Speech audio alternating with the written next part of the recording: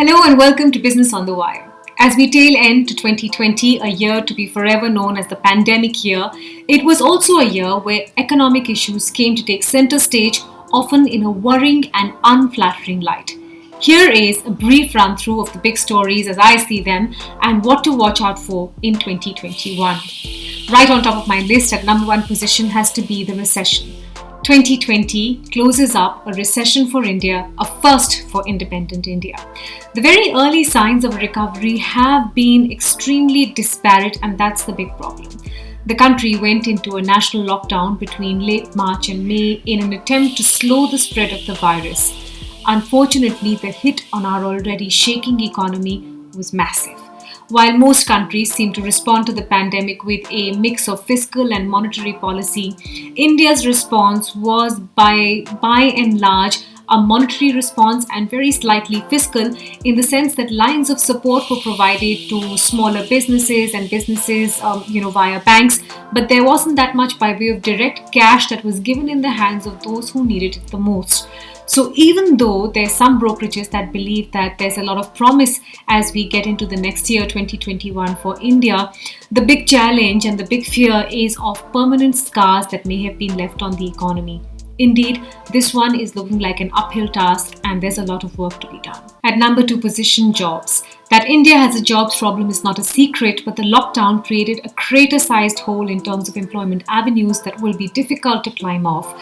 The numbers completely crashed, then recovered, and are now slipping again. This is a bigger problem in the unorganized sector, people who get by on daily jobs and daily wages. In fact, even in the skilled sector, there have been immense retrenchments. People have lost their jobs, and it would not be an exaggeration to say that India is facing a jobs crisis that needs to be tackled head on. Number three, inflation. Like a slowly ticking time bomb, and in a year where growth is choking, inflation has been a sticky and lingering problem. Since April, most economists have maintained that this high inflation that we've been seeing will be transitory in nature.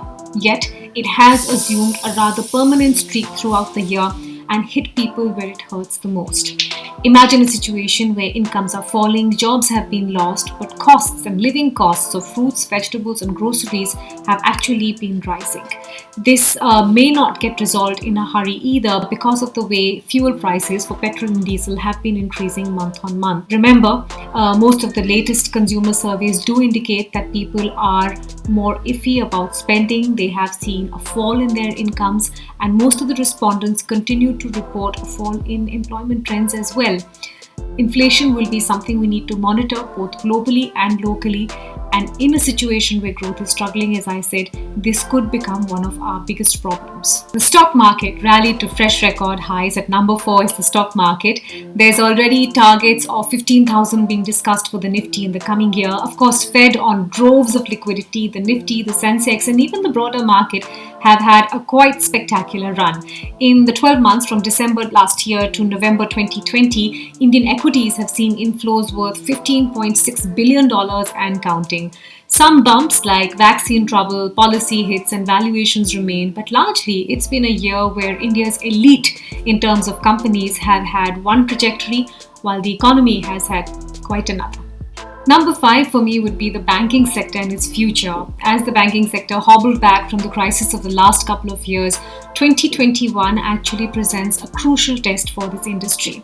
At this point, the government has extended the suspension of the Insolvency and Bankruptcy Code, or IBC as we know it, to March end from December, ostensibly to protect businesses from litigation and practice.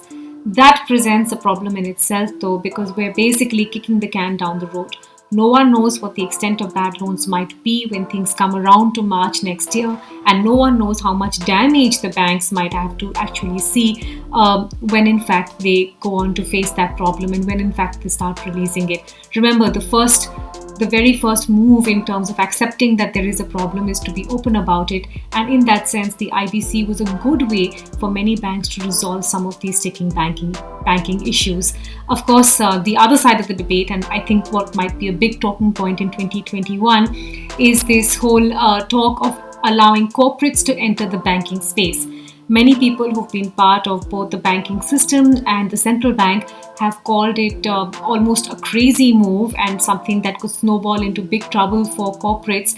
There is, I think, a lot of time that must be spent on making this decision, particularly because of the experience we have had as a nation ourselves on what happens when corporates become quite cozy with the banking space and the risk of what that might run into the financial system. So, two big stories for the banking space: what happens with the bad loans and what happens with this whole talk of allowing corporates to get into the banking industry.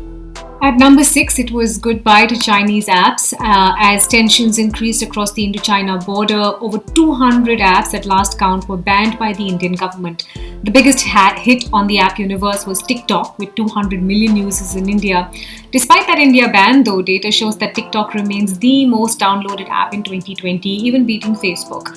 Some other names include PUBG Mobile, that was hugely popular with the younger generation and at one point had close to 50 million users in the country.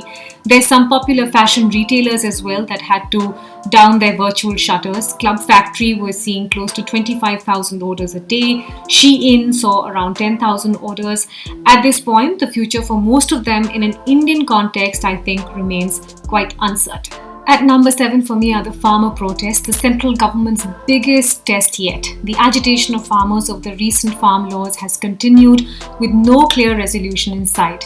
While there have been furious debates both supporting and attacking the laws, there is one clear lesson to draw. A nation that calls itself a democracy must rise to that term in letter and spirit.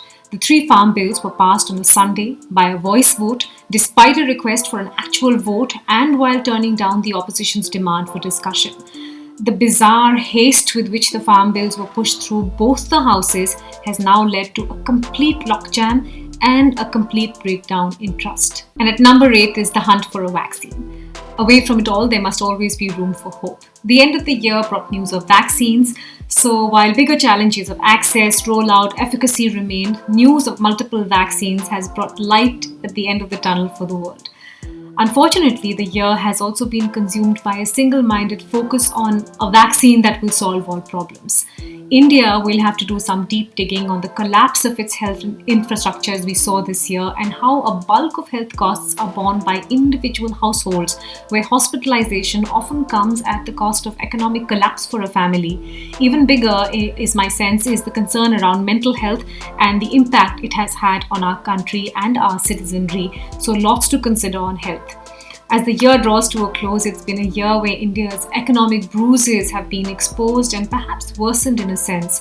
The most crucial years now lie ahead of us that may distinguish us from being a country with potential and growth and follow through, or a disappointment. Time will tell. Stay safe, and I wish all our viewers a very happy new year.